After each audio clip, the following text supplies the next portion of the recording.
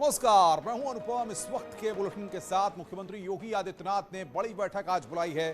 शाम को यह बड़ी बैठक होनी है। डीजल पेट्रोल पर लगने वाले वैट को लेकर यह बैठक बुलाई गई है। शाम 5:30 बजे सीएम आवास पर यह बैठक बुलाई गई है। डीजल पेट्रोल की कीमतों पर यह बैठक में चर्चा होगी। कीमतों पर राहत दे सकती है सरकार। सीएम योगी ने यहां पर यह बड़ी बैठक बुलाई है। इस वक्त की बड़ी खबर, मुख्यमंत्री योगी आदित्यनाथ ने डीजल पेट्रोल पर वैट को लेकर यह बड़ी बैठक बुलाई है। डीजल पेट्रोल पर वैट को लेकर यह बैठक आज शाम को 5:30 बजे होनी है। मुख्यमंत्री योगी आदित्यनाथ ने यह बड़ी बैठक बुलाई है आज शाम को 5:30 बजे। आपको बता दें कि डीजल और पेट्रोल के दाम जिस तरीके से लगातार बढ़ते जा रहे हैं, उसको लेकर यहां पर वैट को लेकर यह बड़ी बैठक आज। आगे बढ़ते हैं। लखनऊ में बीजेपी के पिछड़ा वर्ग सम्मेलन में सीएम योगी शामिल हुए। इस मौके पर सीएम योगी ने विपक्ष पर निशाना साधते हुए कहा है कि पिछली सरकारों ने सिर्फ परिवारों के लिए काम किया। साथ ही सीएम योगी ने अखिलेश यादव पर भी निशाना साधते हुए कहा कि जो 12 बजे सोकर उठेगा उससे क्या उम्मीद करेंगे। पिछली सरकार में अराजकता का माहौल था। पहले सरकारें अपने लिए जीती थी, अपने परिवार के लिए जीती थी। उनको समाज से कोई लेना देना नहीं था, आस्था से कोई लेना देना नहीं था, व्यापारियों से कोई लेना देना नहीं था, गरीबों से कोई लेना देना नहीं था, किसानों से कोई लेना देना नहीं था। केवल अपने और अपने परिवार के लिए और अपनी जाति के लिए वे लोग केवल अपना जीवन यापन कर रहे थे, लूट खसोड़ करते थे, योजनाओं का लाभ केवल उन लोगों तक पहुंचाते थे। लेकिन आज ऐसा नहीं है। आज तो योजनाओं का लाभ समाज के प्रत्येक तबके को उपलब्ध करवाया जा रहा है और हर तबका इन योजनाओं के साथ जुड़ करके समाज की मुख्य धारा के साथ जुड़ता हुआ दिखाई दे रहा है। इसलिए सरकारों के पास सोच थी नहीं। इस सोच को व्यवहारिक धरातल पर उतारने के लिए फुर्सत नहीं थी। जब प्रदेश का मुख्यमंत्री 12 बजे सो करके उठेगा, कैसे उम्मीद करते हैं कि वह जनता के बारे में क्या सोच पाएगा। समाज की कोई जानकारी उसको नहीं होगी, व्यवहारिक जानकारी नहीं होगी। कैसे उम्मीद करते हैं पेशेवर दंगाई और अपराधियों को का सरपरस्त जब प्रदेश सरकार बन जाएगी, कैसे उम्मीद करते हैं किसी को सुरक्षा मिल पाएगी। आजमगढ़ में समाजवादी पार्टी के अध्यक्ष अखिलेश यादव ने सरकार पर जमकर निशाना साधा। उन्होंने कहा कि आज उत्तर प्रदेश की जनता बीजेपी को ढूंढ रही है क्योंकि बीजेपी ने जो मैनिफेस्टो में वादे किए वो पूरे नहीं किए। इतना ही नहीं, मुख्यमंत्री के वार पर अखिलेश यादव ने भी पलटवार किया है।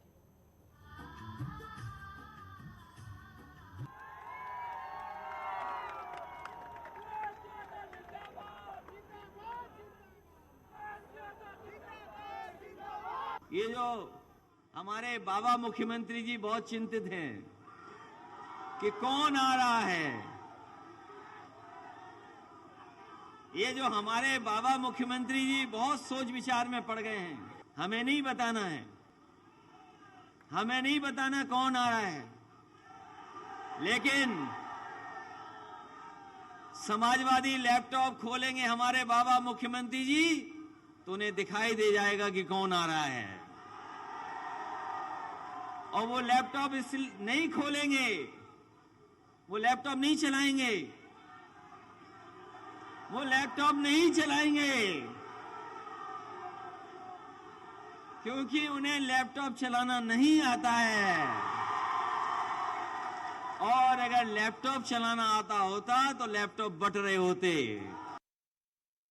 ये नाम बदलने वाली, रंग बदलने वाली सरकार, नाम बदलने वाली, रंग बदलने वाली और शिलान्यास का शिलान्यास करने वाली, उद्घाटन का उद्घाटन वाले करने वाली सरकार है।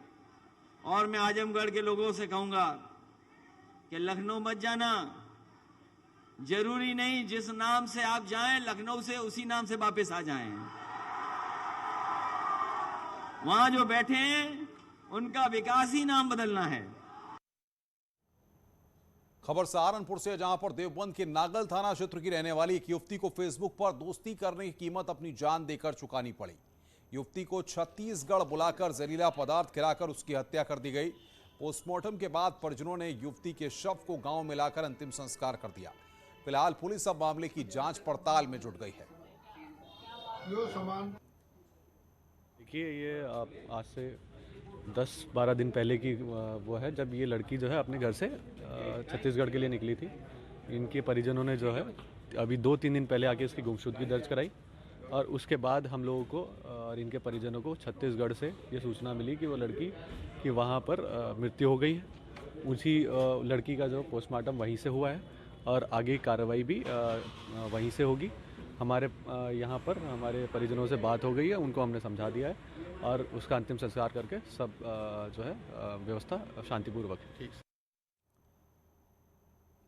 पीलीभीत के सदर कोतवाली क्षेत्र में बच्चों के बीच हुए विवाद में 2 परिवार के बच्चे अपनी छतों से ईंट पत्थर फेंकने लगे, जिससे घर के बाहर खड़ी 2 कार पूरी तरह से क्षतिग्रस्त हो गई हैं। वहीं मामले की सूचना मिलने के बाद पुलिस ने मौके पर पहुंचकर हालात पर काबू किया।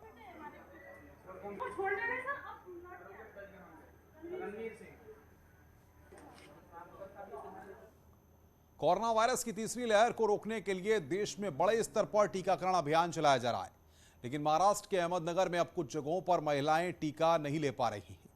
इसे देखते हुए स्वास्थ्य मंत्रालय ने वहां पर एक नई पहल शुरू की है, जिसकी कामयाबी मतलब है 100% वैक्सीनेशन की गारंटी।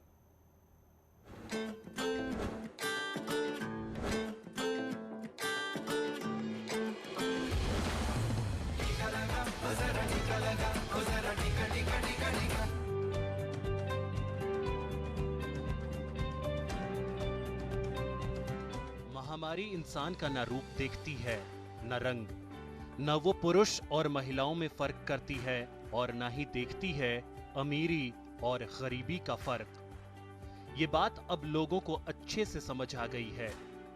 बावजूद इसके महाराष्ट्र के अहमदनगर में महिलाओं के वैक्सीनेशन का ग्राफ काफी वक्त से अटका पड़ा था, जिसके बाद जब स्वास्थ्य विभाग की टीम ने पड़ताल की तो पता चला कि घर के काम के बोझ और बाकी समय खेतों में मजदूरी करने के चलते महिलाओं के पास वैक्सीनेशन के लिए वक्त ही नहीं होता, इसलिए वो टीका नहीं ले पाती।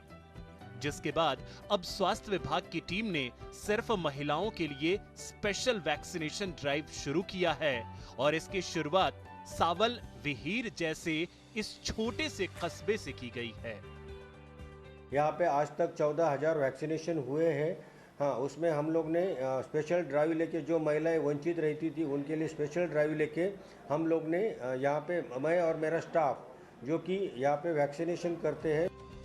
दरअसल महाराष्ट्र के इस इलाके में महिलाएं घर के साथ साथ बाहर की भी जिम्मेदारी उठाती हैं, जिसके चलते एक तो उन्हें टीका लेने के लिए वक्त नहीं मिलता और दूसरी तरफ खेतों में मजदूरी के पैसे कटने के डर से वो छुट्टी नहीं लेती।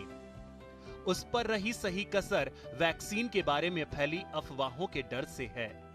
लेकिन जब सावल विहीर स्वास्थ्य केंद्र के प्रमुख डॉक्टर श्रीधर गागरे ने इन महिलाओं का वैक्सीनेशन करने का बीड़ा उठाया तो अब धीरे धीरे महिलाओं के दिल से डर भी निकल रहा है और अब महिलाएं टीका लेने के लिए आगे भी आ रही हैं। वैक्सीन लेने से डर लगता था, लेकिन मेरे परिवार की जिम्मेदारी मेरे ऊपर थी, इसलिए मैंने वैक्सीन ली। इसमें डरने की कोई बात नहीं। सभी मजदूर महिलाएं, जो किसान महिलाएं हैं, देहाती महिलाएं, इनको इकट्ठा करते हुए उनका वैक्सीनेशन कराता है।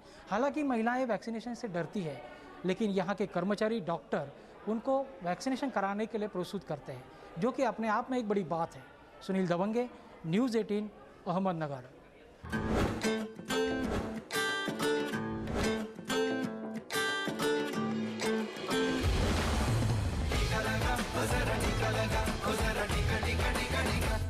करते हैं